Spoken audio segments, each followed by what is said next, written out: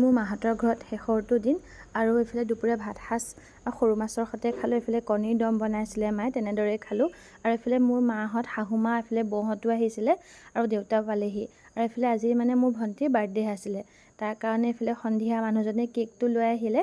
আৰু মাহঁতে পতা কথা ইচ্ছা নাছিলে তেনেকৈ, মাৰ গাটো বহুত বেয়া, জ্বৰ চৰ্দি অৱস্থাই নাইকিয়া হৈ আছিলে। মায়ে মানে অকণ বকিছিলে যে কেলে এইবিলাক কৰিব লাগে, কিন্তু নাই, তেওঁ মানে মানুহজনে মই প্লেনিং কৰি পেলাই বোলো নাই, কোনো গম নোপোৱাকৈ কেকটো প্ৰত্যেক বছৰে কটাই হয়, আৰু সেইটো কাৰণে মানুহজনে সন্ধিয়া সময়ত লৈ আহিলে কোনেও গম নোপোৱাকৈ। আৰু এইফালে সন্ধিয়া সকলোৱে এনেকৈ কেক কাটি অকণমান ফূৰ্তি ফাৰ্তা কৰি, এইফালে চিংৰা আনিছিলে চাহৰ লগত খাবলৈ, কেক বিস্কুট এনেকৈ সকলোৱে চাহকাপ খালোঁ। তাতে আজি ময়ো যামগৈ, এইফালে মাৰ গাটোও বেয়া, এইফালে নাতিনীয়েক ঘৰতো যাবগৈ মাৰ, তাতে আৰু মনটো বেয়া লাগি আছে। এইফালে তাৰপিছত চাহ বনালে বৌয়ে, আমি সকলো প্লেট যোগাৰ কৰি সকলোৱে চাহ তাহ খাই এইফালে ভাতৰো যোগাৰ কৰিলোঁ। ভাত পানী খাই আমি ঘৰ পালোহি। তেনেহ'লে